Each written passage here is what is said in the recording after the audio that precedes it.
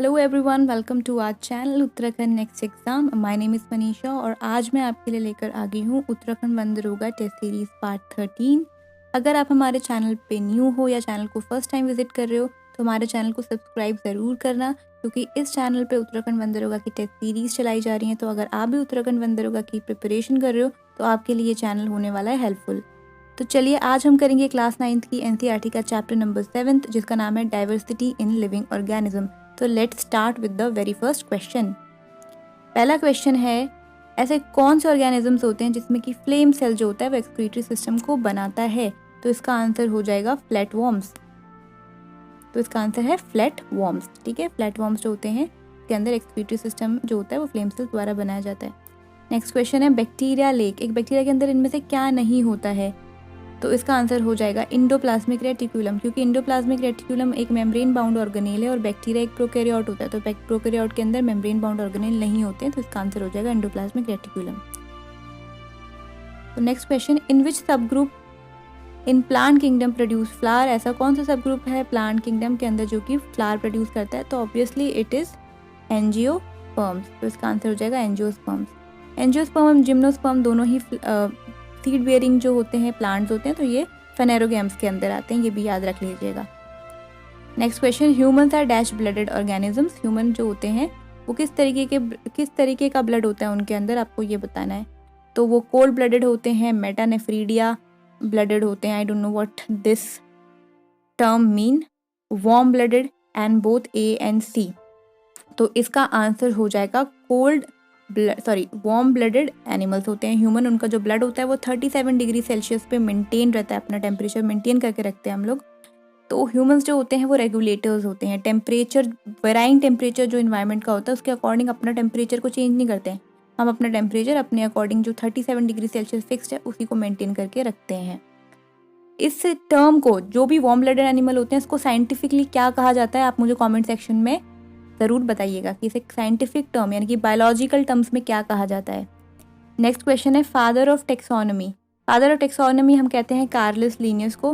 Carolus Linnaeus जो थे इन्होंने two kingdom system of classification और बाइनॉमियल नॉमेनक्लेचर, ये दोनों चीज़ें जो हैं वो कार्लस लिनियस ने ही दी थी। इन्हीं को फादर ऑफ टेक्सोनॉमी भी कहा जाता है। नेक्स्ट क्वेश्चन है, R H. Whittaker proposed, R H. Whittaker ने क्या प्रपोज किया था?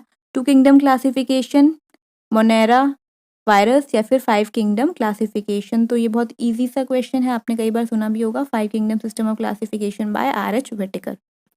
नेक्स्ट क्वेश्चन है, which phylum of animal is also called flatworm, यानी कि इनमें से कौन सा ऐसा फाइलम है जिसको हम फ्लैटवॉर्म्स भी कहा जाता है? तो इसका आंसर हो जाएगा प्लेटीहेल्मिन्थिस। प्लेटीहेल्मिन्थिस को ही हम लोग फ्लैटवॉर्म्स के नाम से भी जानते हैं। नेक्स्ट क्वेश्चन है, what is the exclusively marine phylum, इनमें से कौन सा पूर्णतः समुद्री जो फाइलम है वो आपको नाम बताना है? इकाइनोडर्मेटा, पॉरीफेरा, नाइडेरिया या फिर प्रोटोजोआ। तो इसका आंसर हो जाएगा इकाइनोडर्मेटास। तो इकाइनोडर्मेटास जो होते हैं वो कम्प्लीटली मराइन होते हैं। अगर हम बात करें पॉरीफेरा की, तो पॉरीफेरा मोस्टली मरीन होता है, लेकिन इसमें एक एक्सेप्शन होता है, वो होता है स्पॉन्जिला। स्पॉन्जिला आपको फ्रेश वाटर में भी देखने को मिल जाता है। वैसे ही नाइजीरिया के अंदर भी एक एक्सेप्शन होता है, लेकिन वो एक्सेप्शन मैं आपको नहीं बताऊंगी, वो एक्सेप्शन आप मुझे बताएंगे कमेंट सेक्शन में। और ऑप्शन डी जो है वो है प्रोटोजोआ, जो कि कोई फाइलम नहीं होता है, ये एक ग्रुप होता है। अब नेक्स्ट क्वेश्चन पे चलते हैं, amphibia of the plant kingdom. Amphibia of the plant kingdom किसको कहा जाता है? तो वो कहा जाता है ब्रायोफाइट्स को। ब्रायोफाइट जो होते हैं वो रहते हैं क्या मतलब उगते जो ज़मीन पर ही हैं, लेकिन अपना जो रिप्रोडक्शन होता है उसके लिए उनको पानी की ज़रूरत होती है। तो ये पानी के आसपास वाले इलाकों पर ही, पानी के आसपास वाले जो एरिया होते हैं, डैम्प एरियाज होते हैं, वहीं पर ही उगते हैं। तो ब्रायोफाइट्स को ही हम कहते हैं amphibian of the plant kingdom.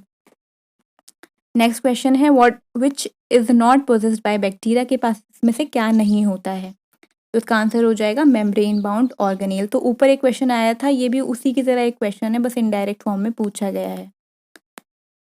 अगला है, what does arthropod means, arthropod का मतलब क्या होता है? तो अर्थ्रोपोड का मतलब होता है जॉइंटेड लेग्स। तो जितने भी कीड़े मकोड़े होते हैं वो सारे अर्थ्रोपोड्स के अंदर आते हैं और उनके जो लेग्स होते हैं वो जॉइंटेड होते हैं। तो इसका आंसर हो जाएगा jointed legs, option D. Next question है, which of the following have an open circulatory system. तो अगर आप एनिमल किंगडम में देखोगे तो सिर्फ 3 ऐसे फाइलम्स होते हैं जिसके अंदर क्लोज सर्कुलेटरी सिस्टम आपको देखने को मिलता है, और बाकी सारे ऐसे होते हैं जिनके अंदर आपको ओपन सर्कुलेटरी सिस्टम देखने को मिलता है। और जो क्लोज सर्कुलेटरी सिस्टम होता है ये बहुत ही अपर फाइलम्स यानी कि काफ़ी डेवलप्ड फाइलम होते हैं, उनका एक कैरेक्टरिस्टिक होता है। तो इस क्वेश्चन में आपको बताना है ओपन सर्कुलेटरी सिस्टम इनमें से जो ऑप्शन है आपके पास, इनमें किस किस में ओपन सर्कुलेटरी सिस्टम होता है।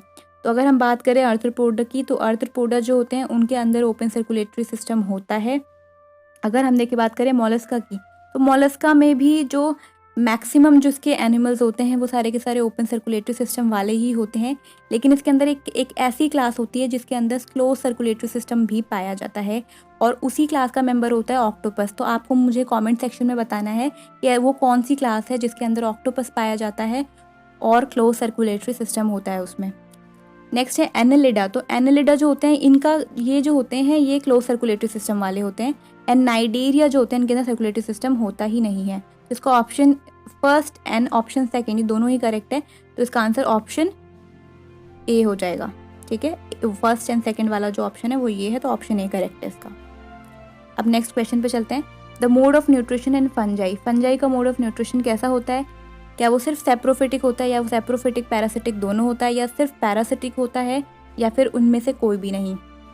तो इसका आंसर हो जाएगा बोथ सेप्रोफिटिक एंड पैरासिटिक, क्योंकि आपने देखा होगा फंजाई जो होती है वो सड़ी गली चीज़ों के ऊपर भी उगती है, और साथ ही साथ कुछ ऐसे जो लिविंग ऑर्गेनिज्म होते हैं उसके ऊपर भी उग करके उसमें से न्यूट्रिशन लेती रहती है, उसको बीमारी कॉज करती रहती है। जैसे कई बार रिंग वॉर्म हो जाता है किसी को, दाद कहते हैं जिसको हिंदी में, वो हो जाता है, तो जो इंसान जिंदा है उसके ऊपर ही तो हुआ है, तो वो फंजाई उससे न्यूट्रिशन ले रही है उसके स्किन के ऊपर से, और उसको बीमारी कॉज कर रही है, तो उसी से न्यूट्रिशन ले। तो ये मोड ऑफ न्यूट्रिशन एक तरीके से पैरासिटिक मोड ऑफ न्यूट्रिशन है। और सेप्रोफिटिक तो आप जैसे ब्रेड के ऊपर देखते हो, राइजोपस उग जाता है, उसमें से ब्रेड जो सड़ती रहती है उसमें से वो न्यूट्रिशन गेन करता रहता है अपना। नेक्स्ट क्वेश्चन है the excretory system in annelids is consist of tube called. तो जो एनालिड्स होते हैं उसका एक्सक्रीटरी सिस्टम होता है वो कुछ ट्यूब से बना होता है, उन ट्यूब्स का आपको नाम बताना है, तो इसका आंसर हो जाएगा nephridia. Option C is correct. Next question है what is the phylum of octopus. Octopus का फाइलम आपको बताना। ऑक्टोपस का फाइलम जो होता है वो मोलस्का होता है, और आपके लिए फिर से मैं क्वेश्चन आपको रिमाइंड कर देती हूँ कि ऑक्टोपस का क्लास आपको मुझे कमेंट सेक्शन पे बताना है। तो इस तरीके से हमारा वीडियो सेशन होता है कंप्लीट। तो आई होप आपको वीडियो बहुत पसंद आई होगी। वीडियो पसंद आई हो तो इसको लाइक ज़रूर कीजिएगा और शेयर कर लीजिएगा, और चैनल को सब्सक्राइब करना बिल्कुल ना भूलें। Bye bye, take care.